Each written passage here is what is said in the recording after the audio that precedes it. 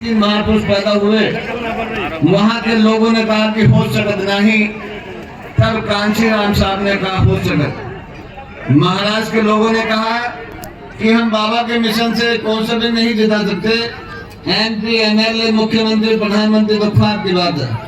तब कांची राम साहब ने कहा कि मैं इसी बाबा के मूवमेंट से आपको कौन सा बना के दिखाऊंगा, विधायक बना के दिखाऊंगा, MP बना के दिखाऊंगा, ये देश में प्रधानमंत्री मुख्यमंत्री बना कर दिखाने का काम करूंगा। तो अपने जीते जी उन्होंने उत्तर प्रदेश, जो देश का सबसे बड़ा जनसंख्या वाला प्रदेश है, 3 बार जीते जी आपको सरकार बना के दिखाने का काम किया। ऐसे महापुरुषों के चरणों में अपने श्रद्धा के सुमन अर्पित करते हुए, आयरन लेडी बहन कुमारी महतो जी को अपना आदर्श नेता मानते हुए, जिनका जन्मदिन मनाने के लिए आज आप यहाँ भारी संख्या में पहुंचे हैं, जिन्हें उत्तर प्रदेश में 4 बार सरकार चलाने का मौका मिला। जब 4 बार सरकार चलाई तो पहली सरकार के अंदर 2 महीने के अंदर 1,45,000 गुंडों को गुंडा एक्ट लगाकर जेल में डालने का काम किया।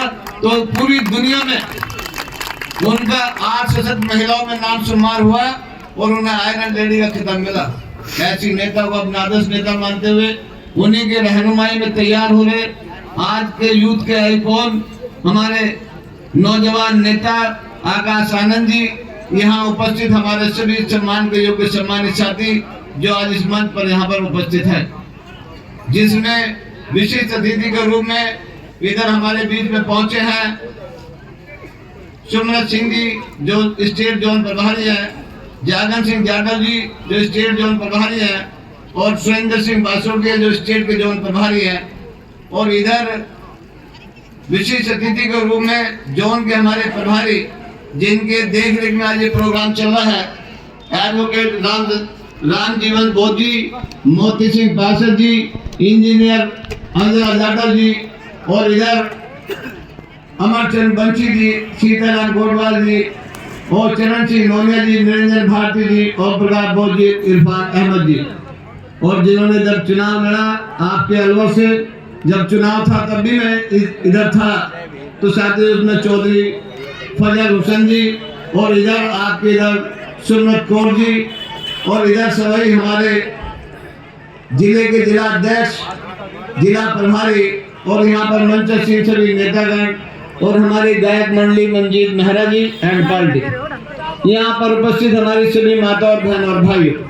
साथियों, आज बहन कुमारी महतो का 70वां जन्मदिन है और 11 बजे उन्होंने प्रेस कॉन्फ्रेंस करके ये कहने का काम किया कि मेरी उम्र 70 साल की हो चुकी है और मैं जीते जी जब तक भी मेरे दम में दम है, मैं इस बहुजन समाज पार्टी को देश का हुक्मरान बनाने के लिए अपनी पूरी ताकत लगाने का काम करूंगी, और 5वीं बार सरकार बनाने के लिए आप लोग भी प्रयास करें और मैं भी कोई कोर कसर नहीं छोड़ने का काम करूंगी। तो उन्होंने साथियों ये आज के अपने जन्मदिन के मौके पर लखनऊ में ये बात कही है। ये उन्होंने बात क्यों कही है? क्योंकि हमारे महापुरुषों ने, जिनके भी आप गुणगान कर रहे हैं, इन्होंने भी पूरी जिंदगी लगाई है। अभी हमारे साथी बोल रहे थे कि भाई उनके 4 बच्चे की कुर्बानी चली गई, 4 बच्चे की कुर्बानी चली गई। कोई एक भी नेता देश के अंदर बताएं आप जिसने अपने बच्चों की कुर्बानी आप लोगों के लिए दी हो? तो साथियों, ऐसे महापुरुष हमारे बीच में पैदा हुए हैं जिन्होंने अपने आप को नहीं देखा, अपने परिवार को नहीं देखा, अपने बच्चों को नहीं देखा, और आज मैं आपके गारंटी के साथ बात कर सकता हूँ कि हमारे महापुरुषों ने हम लोगों को, गरीब लोगों को देश के अंदर राजा बनाने की बात की। कोई भी प्रदेश के अंदर, देश के अंदर कोई भी पार्टी बहुजन समाज पार्टी को छोड़कर कोई भी ऐसी पार्टी नहीं है जो आप लोगों को देश के अंदर राजा बनाना चाहती है। एकमात्र पार्टी यदि कोई है तो साथियों बहुजन समाज पार्टी है। यदि आपने अपने महापुरुषों की बात को मान लिया, जिन्होंने पूरी जिंदगी आप लोगों के लिए लगाई, तो आगे आने वाली पीढ़ी आपकी बेहतर जिंदगी जी सकती है। और यदि हमने बाबा की बात को नहीं माना, और वास्तव में हमने बाबा साहब की बात को नहीं माना है, यदि बाबा साहब की बात को हम लोग इस देश के अंदर मानते तो आज हालात हमारे को इस देश के अंदर और हो सकते थे। मैं आप जितने लोग यहाँ पर बैठे हैं, मैं आपसे पूछना चाहता हूँ, क्या आप बाबा साहब को मानने वाले लोग हैं? हाथ खड़ा करके बात करें। इनका फोटो खींचो तो देखो, ये सब बाबा साहब को मानने वाले लोग हैं। और मेरा मानना है कि आप बाबा साहब को तो मानते हैं, मगर बाबा साहब की बात को आप लोग नहीं मानते। यदि बाबा साहब की बात को हम लोग मानते तो हालात इस देश के अंदर हमारे कुछ और होते। बाबा साहब की चाहत थी और उन्होंने कहा कि जाओ अपनी दीवारों पे लिख दो, इस देश में आप शासनकर्ता जमात बनोगे, आप इस देश के राजा बनोगे। बाबा साहब ने कहा कांग्रेस के कभी आप 54 नंबर के मेंबर भी मत बनना। कांग्रेस वो जलता हुआ जहाज है, जो भी इसके अंदर बैठेगा वो भस्म हो जाएगा।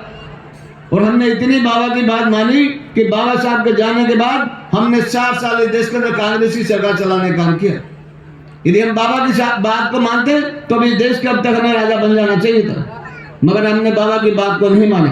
बाबा तो जाते जाते भी इशारा किधर करके गए? बाबा साहब की उंगली किधर दिखाई बाबा साहब ने? इस देश की पार्लियामेंट की capture this temple of power for emancipation, सत्ता के मंदिर पर गरीबों को कब्जा कर लो, तुम्हारी सारी समस्याओं का अंत हो जाएगा। मगर हमने बाबा की बात को नहीं माना। हमने ऐसे लोगों को राजा बनाया जो आज देश का प्रधानमंत्री बड़े गर्व से बोलते हैं।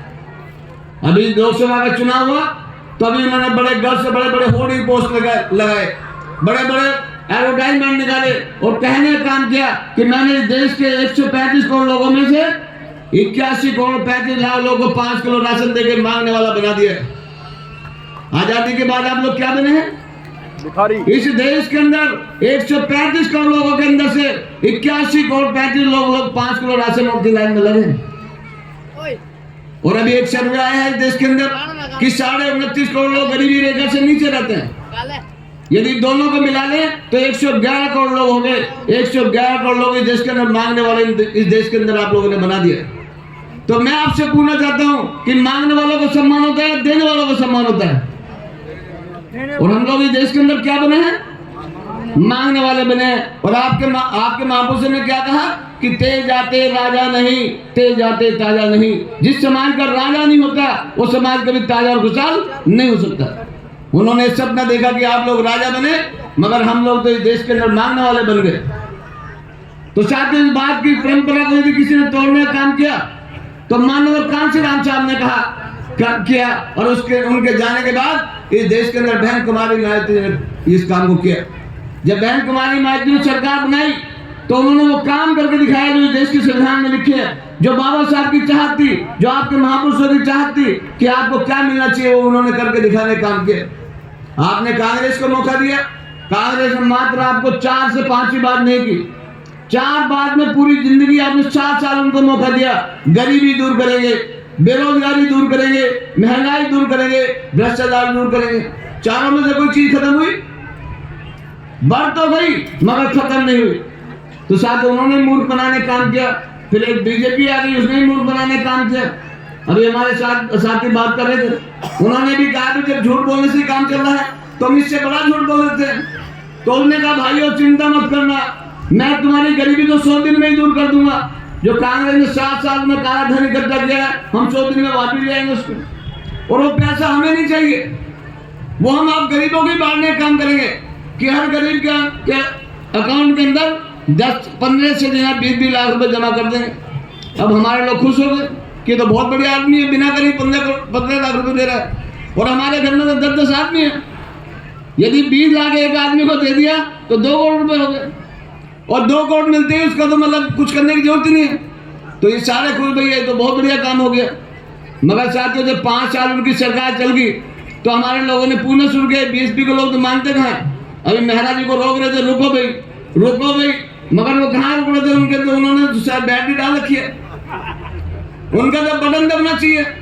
तो साथियों हमारे लोगों ने पकड़ना शुरू किया कि भाई वो 15 लाख रुपए कहाँ है। तो साथियों देश के अंदर जो आज गृह मंत्री जो कभी तड़ी पार होता था, ये देश के अंदर कभी तड़ी पार था, गृह मंत्री है, उसने कहा ये तो हमारा जुमला था, ये तो हमारी मजाक थी। यदि आपने मजाक में हमारी सरकार बना दी तो हम क्या करेंगे? तो साथियों उनका मजाक में भी हमने सरकार बना दी। तो साथियों उन्होंने कहा चलो भाई कोई बात नहीं, आपने मतलब 15 लाख रुपए नहीं दे रहे तो आपने कहा था 2 करोड़ नौकरी देंगे, नौकरी दे दो। तो उन्होंने कहा नौकरी तो भाई आपका लड़के ने भी MBBS कर लिया है, आपका बेटा इंजीनियर बन गया है, आपके बेटे ने LLB कर लिया है, आपके बेटे ने PhD कर लिया है, तो भाई पकौड़े चलो, ये भी तो रोजगार है। तो क्या आपने अपने बेटों को इंजीनियर डॉक्टर इसलिए बनाया तो पकौड़े चले? मेरी नेता को मंजूर नहीं है, ना मुझे मंजूर है। क्या आप लोगों को मंजूर है कि आपका बेटा पढ़ लिख कर देश के अंदर पकौड़े चले? मगर साथियों, जब आपकी इस बात को ध्यान में रखते हुए जब बहन जी को मौका मिला तो बहन जी ने साथियों सारे काम करके आपको दिखाने काम करने एक काम आपको गिनाने काम करूंगा और ये एहसास दिलाने का काम करूंगा कि आज की जो वर्तमान सरकार है वो साथियों आपके बेटों की शिक्षा छीनना चाहती है। उनकी चाहत बन गई कि आप लोग देश के अंदर अनपढ़ गंवार लोग रहने चाहिए, ज्यादा से ज्यादा देश के अंदर लेबर क्लास तैयार हो जानी चाहिए। यदि 135 करोड़ लोगों में से 111 करोड़ लोग मांगने वाले हैं तो साथियों आप अंदाजा लगा सकते हैं साथियों फिर क्या स्थिति होगी। मगर साथियों बहन जी ने यहाँ की, मैं भी हरियाणा से आया हूँ, हरियाणा में मतलब ये चिराग योजना शुरू कर दी है उन लोगों ने, एजुकेशन के चिराग योजना शुरू कर दिए कि जिस गरीब के यदि 1,80,000 जिसकी आमदनी है, यदि उसे सरकारी स्कूल में एडमिशन लेना है उसके बेटे को तो उसे 500 रुपए की फीस देनी होगी और यदि प्राइवेट में वही बच्चा एडमिशन लेगा तो उसे 1,500 रुपए बच्चों को मिलेगा। अब आप बताइए कि हमारे आदमी यदि 2 बच्चे हैं तो वो 1,000 रुपए देने का काम करेगा या 3,000 लेने का काम करेगा? तो लेने का काम करेगा। तो जब लेने का काम करेगा तो हम लोग सब सरकारी स्कूल से नाम कटाएंगे, जल्दी से जल्दी काटो भी यहाँ से नाम। अब सरकारी स्कूल तो बंद करने की सरकार की प्लान चलती है, सरकार ने सरकारी स्कूल बंद कर दिए, करने की प्लानिंग शुरू कर दी है, उसका रास्ता निकाल लिया उन्होंने। 15 किलोमीटर की रेंज में एक सरकारी स्कूल मिलेगा और दारू का ठेका 1 किलोमीटर में मिलेगा। अब गरीबों को क्या चाहिए? स्कूल चाहिए या दारू का ठेका चाहिए? यानी 1 किलोमीटर पे एक दारू का ठेका और 15 किलोमीटर पे एक स्कूल। अब यदि हमने प्राइवेट स्कूल में नाम लिखवा दिया और आपने 3,000 रुपये ले लिए महीने के, तो 1 साल के बाद 2 साल के बाद वो कहेगी सरकार कि अब हमारा बजट नहीं है, अब हम आपके बच्चों को 1,500 रुपये नहीं दे सकते, या तो अपने बच्चों का नाम कटाओ या कहीं और लेके जाओ। अब आप चलेंगे कि हमने सरकारी स्कूल में, चलो वहां पर। अब सरकारी स्कूल में तो ताले लग जाएंगे, जब ताले लग जाएंगे वहां पर, जब सारे बच्चे आपने वहां से निकाल लिए, जहाँ की संख्या कम होगी तो सरकार ताले लगा देगी, प्रिंसिपल वहां फ्री हो गया, वाइस प्रिंसिपल फ्री, पढ़ाने वाला मास्टर फ्री, घंटी बजाने वाला फ्री, चौकीदार फ्री। तो कहेंगे फ्री की तनख्वाह क्यों देनी है, इनको बंद करो स्कूल। तो स्कूल बंद, तो साथियों या तो वहां अब जब सरकार वो स्कूल बंद कर देगी तो सरकार तो हमारे तो देश का प्रधानमंत्री माल बेचने में लगा, तो फिर उन स्कूलों को कौन खरीदेगा? आप खरीदेंगे? मैं तो नहीं खरीद सकता। कौन खरीदेगा फिर उन स्कूलों को? अडानी और अंबानी खरीदेंगे। फिर वहां बोर्ड किसका मिलेगा? अडानी का या अंबानी का मिलेगा। तो साथ में वो भी कहेगा कि भाई 6,000 फीस लगेगी, पढ़ाना पढ़ाओ, नहीं तो अपने घर जाओ। तो इससे आप लोग अंदाजा लगा सकते हो कि ये लोग आपको लोग किस तरह आपका शोषण करने में लगे हैं। मगर जब बहन कुमारी मायावती ने सरकार बनाई तो साथ ही इन बिंदुओं पर ध्यान रखते हुए उन्होंने सरकार चलाई। सबसे पहले उन्होंने एजुकेशन की बात की, क्योंकि बाबा साहब ने कहा था शिक्षा शेरनी का दूध है, जो भी पिएगा वो दहाड़ेगा।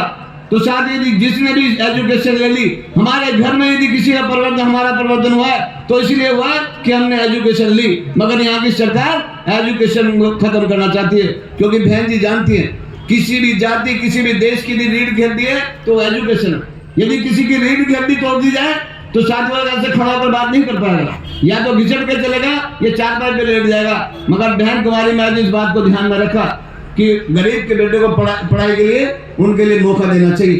तो साथ में बहन कुमारी मायावती जी ने जब यहाँ तो स्कूल बंद करने की प्लानिंग चल रही है, मगर जब बहन जी ने सरकार चलाई तो साथ में 7 नए मेडिकल कॉलेज बनाए, 6 इंजीनियरिंग कॉलेज बनाए, 6 विशिष्ट यूनिवर्सिटी बनाई, 2 पैरामेडिकल कॉलेज बनाए, 2 हेमोपैथिक कॉलेज बनाए और साथियों 200 से अधिक डिग्री कॉलेज बनाए, 200 से अधिक इंटर कॉलेज बनाए, 572 हाई स्कूल बनाए और 5,549 प्राइमरी स्कूल बनाए। ये तो एजुकेशन के लिए काम किया।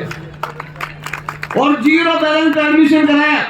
यदि आपका बेटा यदि राजस्थान के अंदर एमबीबीएस में एडमिशन लेगा तो कितनी फीस लगती है उसकी? यदि प्राइवेट में उसका एडमिशन करा जाए, सरकारी में कितने पैसे लगते हैं? 1 करोड़ रुपए लगता है। मगर बहन कुमारी मायावती ने, यदि आपका बेटा एमबीबीएस करना चाहता है, आपका बेटा इंजीनियरिंग करना चाहता है, आपका बेटा पीएचडी करना चाहता है, आपका बेटा एलएलबी करना चाहता है, तो 0 बैलेंस एडमिशन, एक भी पैसा किसी गरीब का उत्तर प्रदेश में बहन जी ने नहीं लगने दिया। इसे कहते हैं गरीबों की सरकार। यहाँ सरकार स्कूल बंद करना चाह रही है, आपके नेता ने स्कूल खोलने का काम किया। यहाँ रोजगार आपके खत्म। मगर बहन कुमारी मैत्री ने साथ के वहाँ गरीब जो पढ़े लिखे लोग थे उन्हें पढ़ाई लिखाई का इंतजाम किया। और तो और हमारी महिलाएं जो हमारी बेटी हैं उनके लिए बहन जी ने इंतजाम किया कि जो भी लड़की 11वीं में एडमिशन लेगी, जैसे 10वीं पास कर 11वीं में जाएगी तो उसे 15,000 रुपये मिलेगा और एक साइकिल मिलेगी। ये सावित्रीबाई फुले शिक्षा योजना के तहत बहन कुमारी मैत्री ने इसको देने का काम किया। और यदि वो 12वीं में पहुंच गई तो फिर उसे 10,000 रुपये फिर मिलेंगे। ये काम उन्होंने किया। महामाया योजना के तहत, मदद योजना के तहत गरीब महिलाओं के लिए बहन जी ने क्या काम किया कि हर महीने उनको 400 रुपये मिलेंगे। 6 महीने की किस्त एक साथ 2400 रुपये उनके अकाउंट में सीधे गरीब के खाते में चली गई। इसे कहते हैं गरीबों का राज। तो साथियों, उसके बाद भी हमारे समाज में गरीब के अंदर लड़कियों के लिए भ्रूण हत्या करने का मतलब प्रोग्राम लोगों ने बना रखा है कि लड़की है तो भाई अभिशाप है। मगर बहन कुमारी मैत्री ने कहा यदि गरीब के घर में कोई लड़की पैदा होगी तो साथियों वहां पर जैसे गरीब के घर में लड़की होगी तो उसे 20,100 रुपए का चेक दिया जाएगा और उसे बैंक में जमा करेगा। जब वो 18 साल की लड़की हो जाएगी तो उसे 1 लाख मुश्त उसको पैसा मिलेगा। यदि गरीब को किसी को 1 लाख किसी गरीब की बेटी को मिल जाए तो क्या उसके हाथ पीले नहीं हो जाएंगे? तो आपके नेता ने महिलाओं के लिए भी काम करने का काम किया। यहाँ रोजगार के लिए लोग लाइन लगाए खड़े हैं। बेरोजगारी की दिन पे दिन संख्या बढ़ती जा रही है। मगर आपके नेता ने बहन जी ने साथ एक ही दिन के अंदर 1,08,048 सफाई कर्मचारी जितने उत्तर प्रदेश में गांव थे हर गांव में एक सरकारी नौकरी देने का काम यदि किसी मुख्यमंत्री ने किया तो आपके नेता बहन कुमारी मैत्री ने काम करके दिखाने का काम किया। तो साथियों, उनको वहां पर नौकरी दे दी। लाखों मास्टरों की भर्ती की, लाखों पुलिस में भर्ती की, सारा बैकलॉग पूरा किया। लगभग 25 लाख लोगों को बहन जी ने उत्तर प्रदेश में नौकरी देने का काम किया। इसे कहते हैं गरीबों की सरकार। उसके बाद भी उनको चैन नहीं आया। पढ़ने लिखने वालों का इंतजाम, पढ़े लिखे लोगों का इंतजाम, अब जो कम पढ़े लिखे लोग थे उनका भी इंतजाम करना था। तो साथियों, हमारी पार्टी एक नारा लगाती है कि जो जमीन सरकारी है वो जमीन हमारी है। हमने भी लगाया, आपने भी लगाया होगा, लगाया नारा ये कि जो जमीन सरकारी है वो जमीन हमारी है। तो साथियों, बहन जी ने कहा भाई इन गरीबों ने भी तो वोट दिया, इनका भी इंतजाम करना चाहिए। तो साथियों, उत्तर प्रदेश के अंदर 27 लाख लोगों को बहन जी ने 3 से लेकर 6 बीघे एकड़ जमीन यदि किसी ने बांटने का काम इस देश के अंदर किया तो आपके नेता बहन कुमारी मैत्री ने काम किया। इसे रोक दो यार अभी। तो ये जमीन बांटने का काम बहन जी ने उत्तर प्रदेश में कर दिया। तो साथियों, कम पढ़े लिखे लोग अब यहाँ पे भी आपके नेता नहीं रुके। थोड़ी देर खाना रोक दो, थोड़ी देर प्रभारी जी को सुनो भैया, 5 मिनट और रुक जाओ, उसके बाद यहाँ तुम खाना, क्योंकि हमारे लोग तो लाइन की भूखे हैं कि पता लग जाए खाना बढ़ रहा है कि तो लाइन लगा खड़े हो जाएंगे। फिर यहाँ राजपाट की बात हो रही है, वह खाना शुरू कर दिया। ये हमारा दुर्भाग्य है। बाबा साहब ने 4 बच्चे की कुर्बानी दे दी, हम 4 घंटे नहीं दे पा रहे। राज रतन चला गया, रमेश चला गया, गंगाधर चला गया, इंदू चली गई और हम पूरी नहीं छोड़ पा रहे। तो इसलिए हम लोगों का मेरा ये मतलब आपसे अनुरोध है कि जब सरकारें आपकी बनेगी तो साथियों आपके साथ क्या हाल, गरीबों की जब सरकार बनेगी तो आपको क्या मिल सकता है ये आपको जानकारी होनी चाहिए। जब बहन जी ने सरकार चलाई तो साथियों उत्तर प्रदेश के अंदर फिर बहन जी ने डीएम को गांव-गांव भेजा। हमारे यहाँ तो डीएम बोलते हैं, आपके यहाँ पता नहीं क्या बोलते हैं। डीएम को गांव-गांव में भेजा कि जाओ देख के आओ गाँव में कौन से ऐसे लोग हैं जिनके पास रहने के लिए मकान नहीं है। तो डीएम ने जिसका भी नाम लिख दिया, चाहे वो ब्राह्मण समाज का आदमी था, चाहे क्षत्रिय समाज का आदमी था, चाहे एससी समाज का था, चाहे ओबीसी का था, चाहे मुस्लिम का था, चाहे सुरदास का था, तो उसे 50-150 गज का प्लॉट दे दिया। और जिन लोगों को 150 गज का प्लॉट मिला तो सरकार ने साथ फिर उनको 10 लाख का लोन मुहैया कराया। सरकार ने कहा 5 लाख सरकार भरेगी, 5 लाख आपको मिलेगा। तो साथ 150 गज का प्लॉट मिल गया, 10 लाख का लोन मिल गया, 5 लाख का माफ हो गया। इसे कहते हैं गरीबों की सरकार। क्या किसी मुख्यमंत्री ने, किसी प्रधानमंत्री ने देश में ऐसा काम आप लोगों के लिए किया? मगर बहन कुमारी मैत्री ने उत्तर प्रदेश में करके दिखाने का काम किया। उसके बाद भी आपके नेता रुके नहीं। फिर बहन जी ने कहा भाई देखो ये लोग गांव देहात में रहते हैं, इनका न्याय अत्याचार होता है, इन्हें शहर में जिंदगी जीने का मौका मिलना चाहिए। तो साथियों आप देखिए वहां पर कि बहन कुमारी मायावती जी ने 1 साल के अंदर मानव कांशीराम शहरी विकास योजना के तहत, अरे जो चले गए उनको छोड़ दो और बाकी, क्योंकि 9 अक्टूबर 2006 को हमारे मसीहा हमें छोड़ के चले गए। सभी को जाना है, आपको भी जाना है, मुझे भी जाना है। तो साथियों हमारे मसीहा चले गए। 2007 में हमारी सरकार बनी तो बहन कुमारी मायावती जी ने साथियों मानव कांशीराम शहरी विकास योजना के तहत 1 साल में 1,01,000 फ्लैट, 2 कमरे का मकान, latrine bathroom kitchen free of cost. Uttar Pradesh के हाईवे रोड पे जाकर देख लो आप, जितने भी व्हाइट कलर में नीली पट्टी के फ्लैट हैं वो साथियों मानव कांशीराम शहरी विकास योजना के तहत बने हुए। वहीं स्कूल बनाया उनके साथ, वहीं पानी की टंकी लगाई, वहीं थाना बनाया, वहीं बरात घर बनाया, साथियों वहीं मतलब जी ने हर वो सारा काम करके दिया जो एक आम आदमी को सुविधा मिलनी चाहिए। तो 5 साल के अंदर 5,05,000 फ्लैट गरीबों को बांटने का काम किया। इसे कहते हैं गरीबों की सरकार। यदि गरीबों की सरकार पूरे देश में इसी तरह चल जाए तो साथियों में मानने मेरा दावा है कि आपकी गरीबी साथियों 5 साल में दूर हो सकती है। मगर यहाँ की सरकारों की चाहत नहीं है कि आपकी गरीबी दूर हो, मगर हमारी नेता की चाहत है कि हम लोग यदि सारे लोग इकट्ठे हो जाएं, आपस में भाईचारा बना ले। तो साथियों देश के अंदर भाईचारे को तोड़ने का काम किया है एकमात्र बहुजन समाज पार्टी है जो इस देश के अंदर भाईचारे को जोड़ने में लगी है। यदि भाईचारा जोड़कर हम लोगों ने इस भाईचारा को बना लिया तो हमारा क्लियर कर डाला है कि जिसकी जितनी संख्या भारी उसकी उतनी हिस्सेदारी, उसकी उतनी भागीदारी, तो उसकी भागीदारी हम देंगे। तो इसके लिए आपको हमारे इस राजस्थान में भी आप लोगों को प्रयास करना है कि भाई हम लोग यदि उत्तर प्रदेश के लोग सरकार बना सकते हैं तो राजस्थान के लोग क्यों नहीं बना सकते।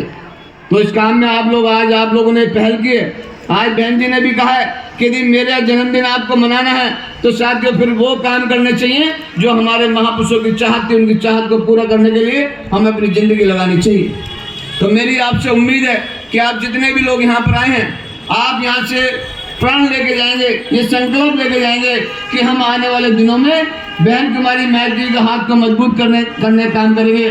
चाहे साथियों समय देने का काम हो, चाहे धन देने का काम हो, क्योंकि बिना धन के बिना हमारी पार्टी आगे बढ़ नहीं सकती।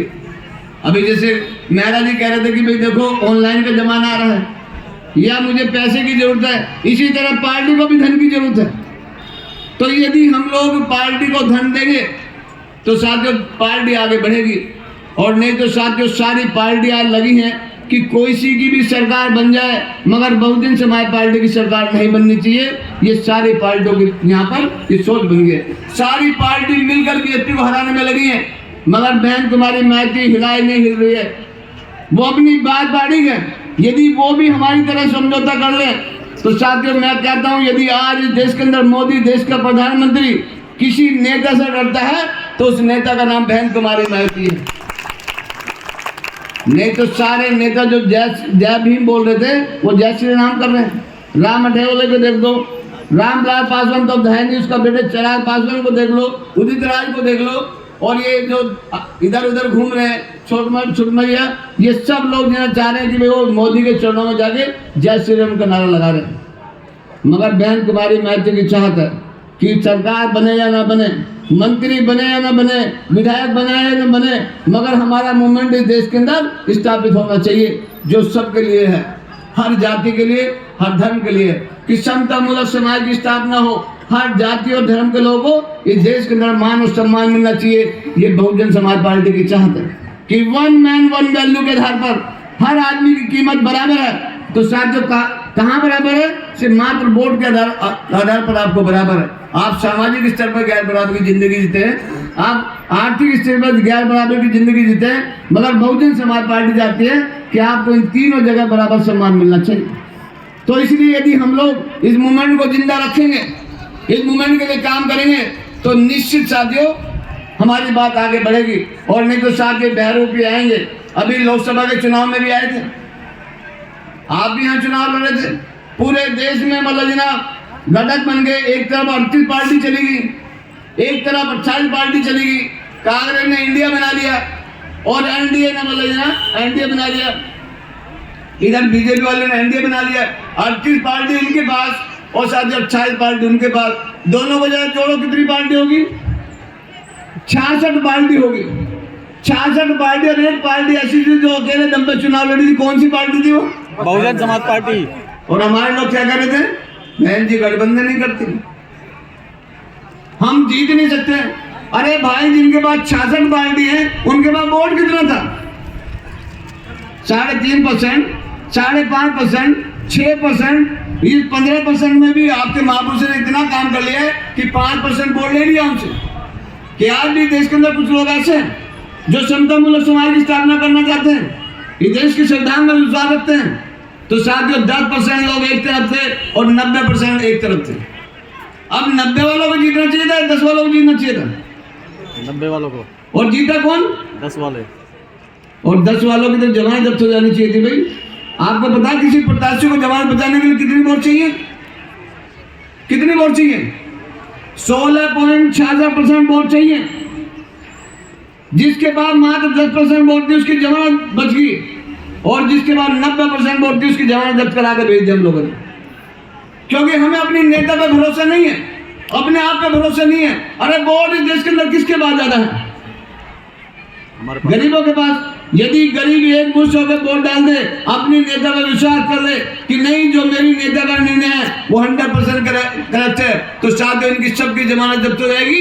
एक भी पार्टी आपके बीच में हाथ जीत नहीं सकती। आप लोग कहते हैं बहन जी को पैसे क्या जरूरत है? बहन जी के पास तो बहुत अथाह संपत्ति है। जब भी पैसे मांगने जाओ कहेंगे बहन जी के पास बहुत पैसा है। अरे बहन जी ने कितना राजपाट चलाया भाई? 4.5 महीने, 6 महीने, 15 महीने, 5 साल, दोनों जरा कितना हो गया? 7 साल सरकार चलाई है मात्र।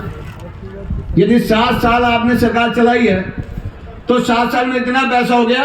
जिन्होंने 79 ईयर जिन्होंने सरकार चला ली उनके पास कितना पैसा होगा? अभी 2024 में सुप्रीम कोर्ट ने कहा कि सारी पार्टी अपना ये बताएं कि आपको कहां से चंदा मिलता है, कैसे आप चुनाव लड़ते हैं। Electric bond. तो सबने बताया कि भाई हमें इलेक्ट्रिक बॉन्ड के माध्यम से पैसा मिलता है। किसी को 13,000 करोड़, किसी को 7,000 करोड़, किसी को 6 करोड़। मतलब जो छोटी छोटी पार्टी है उनको भी मिला। एक पार्टी ऐसी जिसको एक भी पैसा नहीं मिला, कौन सी पार्टी थी? बहुजन समाज पार्टी। और आप लोग क्या बोलते हैं कि बहन जी के पास तो बहुत पैसा है। तो ये जो हमारी लड़ाई है ये देश के रजवाड़ों से है, इस देश के पूंजीपति से। और हम लोग कौन लोग हैं? हम इस देश में चंदा मांग के पार्टी चला रहे हैं। मैं नहीं कह रहा हूं, चुनाव आयोग ने कहा भी कि 2854 पार्टी देश के अंदर थी। 334 पार्टियों का मतलब रजिस्ट्रेशन कैंसिल कराया गया अभी, क्योंकि उन्होंने पार्टियां बनाई मगर कोई चुनाव ना लड़ा, ना कोई हिसाब किताब दिया। तो 334 को घटा दिया जाए तो 2520 पार्टी बची हैं।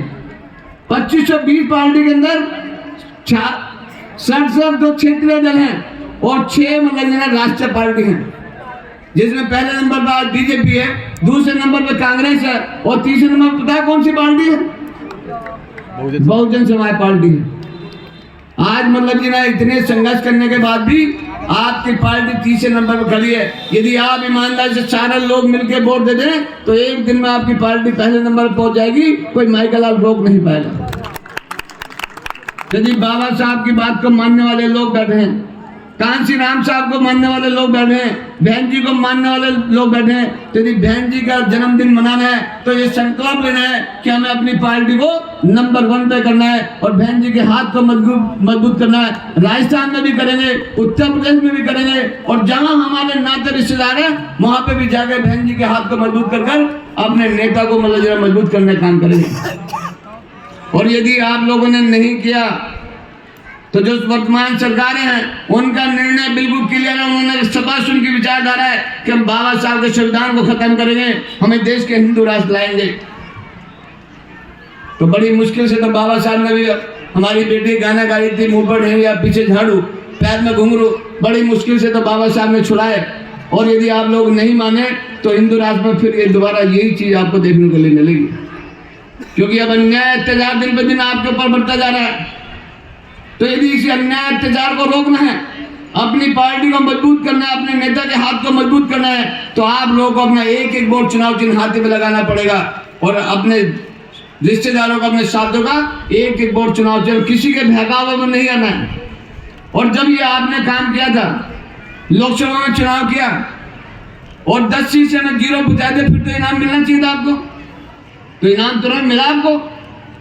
1 अगस्त 2024 को एक निर्णय आया कि जो आपका आरक्षण है उसमें क्रीमी लेयर बना रहे हम, कोटे में सिर्फ कोटा देंगे। तो जब मतलब जी ना जो लाल किताब लिए घूम रहे थे, काली किताब, हरी किताब, पीली किताब लिए घूम रहे थे, तो क्या एक भी आदमी रोड पर आया? नहीं। कौन आया? बसपा, जिसको आपने 0 करके भेजा था।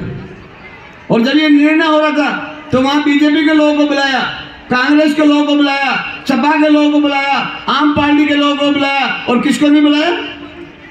बसपा को। भाई जब 0 करके भेजा तो फिर क्यों बुलाएंगे तुम्हें? 0 वाला कौन पूछेगा? तो बीजेपी तो चाहती है भी आरक्षण खत्म हो। कांग्रेस पहले ही चाह रही है कि बहन जी ने जब अपनी सरकार इधर अपनी राज्यसभा में अपने सांसद थे तो उन्होंने प्रमोशन और रिजर्वेशन का बिल पास करा दिया था, मगर कांग्रेस की सरकार और सपा ने उसे फाड़ दिया। फाड़ा था कि नहीं फाड़ा था? फाड़ा था। और आम पार्टी का जन्म इसलिए हुआ कि आरक्षण खत्म होना चाहिए। तो वो क्यों चाहेंगे कि आपको आरक्षण मिले या आपको सुविधा मिले? तो उन्होंने कह दिया ठीक है कर लो। जब कोई नहीं बोला, सबके मुंह में दही जम गई, तब बहन जी ने कहा कि हम किसी भी कीमत पर इसको मानने के तैयार नहीं है, हम भारत बंद करेंगे, रोड पर आने काम करेंगे। पूरे देश को यदि किसी ने बंद कराने का काम किया आपके हक के लिए तो किसने किया? बहन कुमारी मायावती। बहन कुमारी मायावती जी ने किया। तो इसलिए मेरा आप लोगों से निवेदन है कि आप यदि आज यहाँ पर आए हैं तो आप बहन जी के हाथ को मजबूत करें। बहन जी के जन्मदिन को तभी मनाने का हमारा अर्थ है कोई सार्थक होगा तब अपने नेता को मजबूत करेंगे, अपने राज्य को मजबूत करेंगे, अपने यहाँ जो ये नेता हैं, क्षेत्रीय नेता है, इन्हें मजबूत करने का काम करेंगे, तभी हमारी बात बनेगी। तो इन्हीं शब्दों के साथ ये निवेदन करते हुए, क्योंकि अब दिमाग इधर भी है, कचौड़ी उधर है, सीपी सिंह इधर है, तो ध्यान कचौड़ी पर है। तो मैं सोचता हूँ कि मैं तुम्हारे बीच में वादा ना पढ़ूं, खुशबू आ रही है अपनी बात को, क्योंकि खुशबू आप तक आ रही है, तो मैं अपनी बात को यहीं खत्म करता हूँ। जय भीम, जय भारत, जोरदार तालियां। खुदा हाफिज। सम्मानित